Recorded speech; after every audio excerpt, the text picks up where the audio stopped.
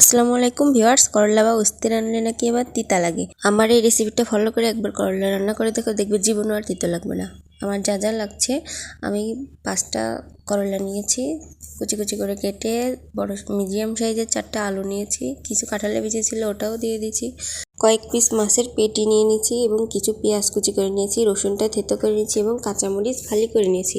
কাঁচামরিচটা অবশ্যই ফালি করে নেবেন, বেটে দিলে কিন্তু অনেকটা তিতে লাগে। এখন আমি কড়াইতে তেল দিয়ে ঝাল পেঁয়াজ রসুনগুলো দিয়ে কিছুক্ষণ নাড়িয়ে চাড়িয়ে কষিয়ে নেব। পেঁয়াজের পরিমাণটা একটু বেশি দিবেন, কাঁচামরিচটা একটু কম দিবেন। এখন আমি লবণ, জিরার গুঁড়া, ধনিয়ার গুঁড়া ও হলুদ দিয়ে দিলাম, দিয়ে এগুলো নাড়িয়ে চাড়িয়ে একসাথে মশলাটা ভালোভাবে কষিয়ে নেব। তেলটা একটু বেশি দিবেন আর পেঁয়াজ কুচিটা বেশি দিবেন, কাঁচামরিচটা কম দিবেন। তিতোতে কিন্তু কাঁচামরিচ বেশি দিলে আবার বেশি তিতো লাগে। এখন আমি মাছের পেটিগুলো দিয়ে মশলার সাথে ভালোভাবে কষিয়ে নেব। মাছগুলো মশলার সাথে ভালোভাবে কষিয়ে নেব। এখন একটু পানি দিয়ে কষিয়ে নেব।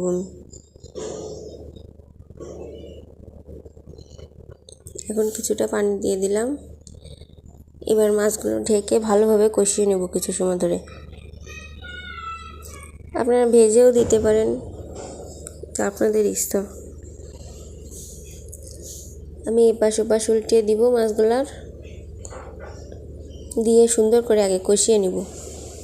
করলাতে কিন্তু মাছটা কষিয়ে দিলেই বেশি স্বাদ হয়।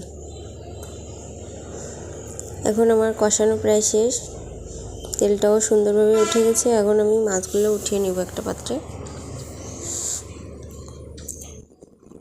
এখন মশলাটার ভিতর আমি আলু, কাঁঠালের বিচি যেগুলো আমি স্লাইস করে রেখেছিলাম ওইগুলো দিয়ে দিব, দিয়ে কিছু সময় নাড়িয়ে চেড়ে সুন্দরভাবে রান্না করে নেব। আমি এই আলুগুলা সুন্দরভাবে কষাবো তেল মশলার সাথে।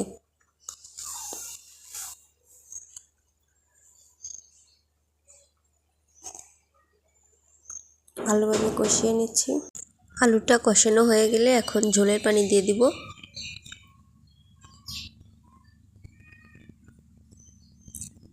ঝোলের পানি দিয়ে আমি কিছুক্ষণ ঢেকে রাখবো। যখন বলক আসবে তখন আমি কুচি করে রাখা করলাগুলো দিয়ে দিব। করলা দিয়ে কিন্তু আপনারা মোটেও ঢাকবেন না, এখন আর কোনো ঢাকনা ইউজ করা যাবে না। এখন আপনারা এই আলগা রেখে রান্না করতে হবে।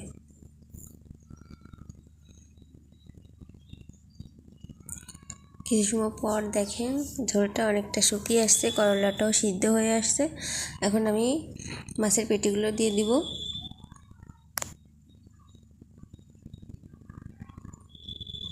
দিয়ে কিছু সময় রান্না করে নিলাম। আবার দেখুন ঝোলটা শুকিয়ে একদম মাখা মাখা হয়ে আসছে।